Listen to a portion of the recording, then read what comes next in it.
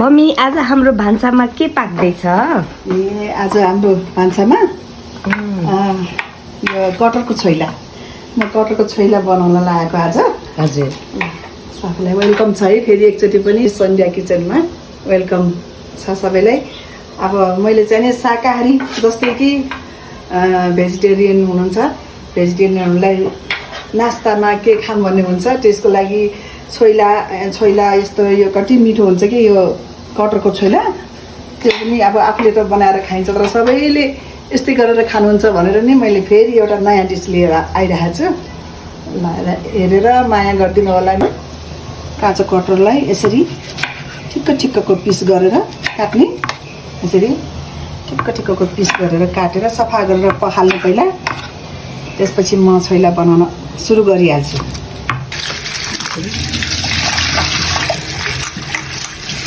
पखालिसकेपछि यसलाई बनाउन लगाइरहेको छु है। अब बनाउन सुरु गरिरहेको छु मैले। एउटा धेरै सबैजनाले मलाई माया गरिदिनु भयो। अब यो अहिलेको दोस्रो भिडियोलाई पनि एकदम माया गरिदिनु होला, हेरिदिनु होला। मेरो नयाँ नयाँ डिसहरू म आफूले जानेको म सबैलाई सेयर गर्नेछु है। फलामको करीमा अझ राम्रो हुन्छ नि त। मलाई एकदम फलामको करीमा बनाउन मन लाग्छ कि जे कुरा पनि। यो एल्युमिनियम भन्दा मैले धेरै फलाम यस्तो यस्तो कुरा एकदम फलामको भाँडामा बनाउँदाखेरि मलाई एकदम राम्रो लाग्छ। स्वास्थ्य हेल्थको लागि राम्रो हुन्छ भनेको भएर अब आफूले जानेको गर्न लागेको। मेथी फुराएँ। मेथी चाहिँ अब कालो कालो भइसकेको छ। धेरै कालो धुवा निक्लिनु परेन। यसमा हल्का बेसार राखेर म यो कटरलाई फ्राई गर्दैछु है।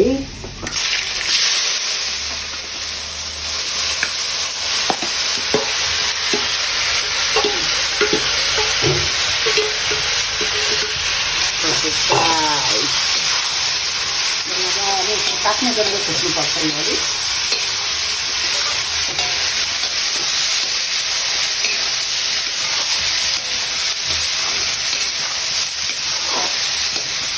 दिनु हो भने चाहिँ हुर्किनु हुन्छ साँच्चै। मासु चाहिँ हुर्कियो जस्तै हुन्छ।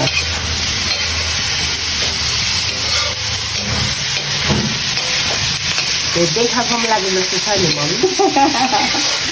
अब अझै यसलाई फ्राई गर्न पुगेको छैन, मजाले पकाउनु पर्छ, राम्रोसँग फ्राई गर्नुपर्छ यसलाई। ढाक्ने अब पानी यसरी है तर हाल्छ, पानीहरू राखिदिनुपर्छ यसलाई।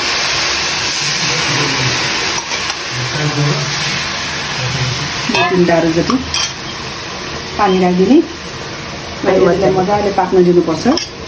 किन हामीले पहिला बोइल गरेको छैन नि त। यो चाहिँ तेलमा फुटेर हुन्थ्यो। यो चाहिँ बोइल नगरिकन काँचोलाई डाइरेक्ट तेलमा फ्राई गरेर अनि हल्का पानी राखेर पकाउनु पर्ने हुन्छ। पाकिसकेपछि बल्ल मिठो हुन्छ छोइला। यो ढाकेर राखेको कति मिनट पर्छ? 10 मिनट पछि हेरेको यहाँ मजाले पाकिसकेको छ। नुन राखेँ मैले अरे नुन राख्नुभयो? नुन एउटा मात्रै राखेको। नुन राखेर नुनभित्र पस्न दिनुपर्छ। अनि त्यसपछि यसलाई चाहिँ भाँडामा चिसो गराएर राख्नुपर्छ।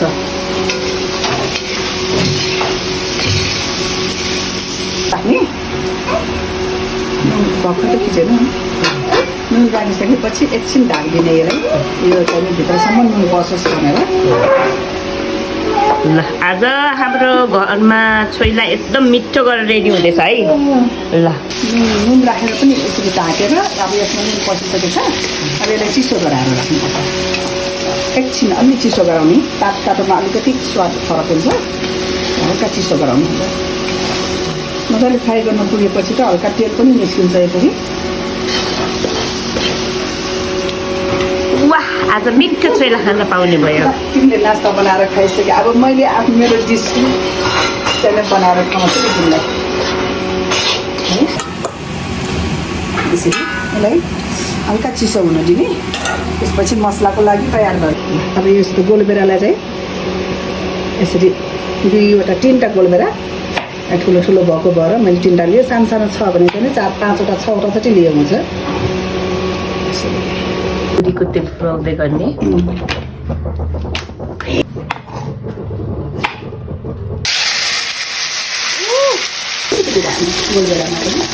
गोलबेराको भात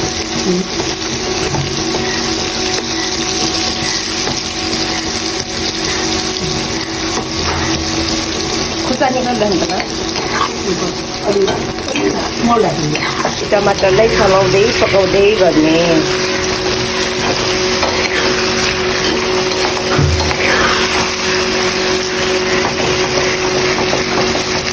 यो त लसुन अदुवाको पेस्ट बनाउनु लाग्यो यसमा त ग्राइन्डर गरेर लसुन अदुवाको पेस्ट बनाउने ल है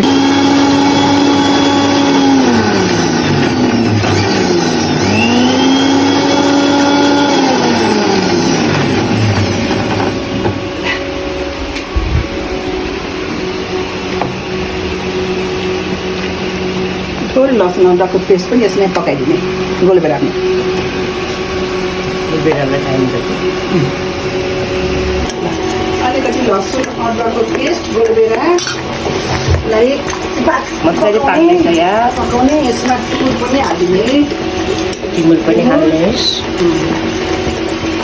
तिमुरको धुलो पनि राखेर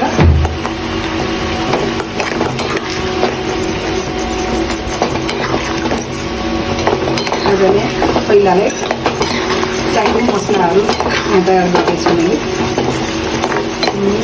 गोलबेरा तिमुर लसुन अदुवाको पेस्ट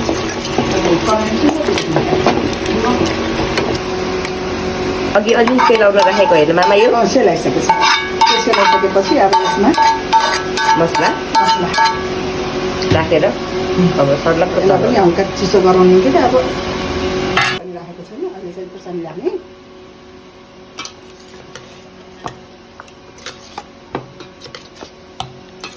ओहो हेर्दै कस्तो खाम लाग्दो भयो नि खाम जस्तो भएन त ल यो चिउरासँग मिठो लाग्छ फाइनली हाम्रो कटहरको छोला तयार भइसकेको छ अब फेरि म अर्को भिडियो लिएर आउनेछु नयाँ नयाँ प्रकारको बनाउने तरिकाहरू लिएर यम्मी ल तमा लिनुहोस् न तपाईँ पनि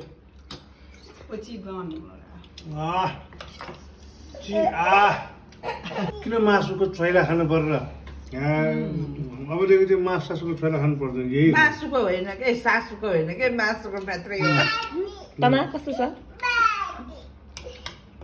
ठिक छ मिठो छ सुपर ल थ्याङ्क्स फर वाचिङ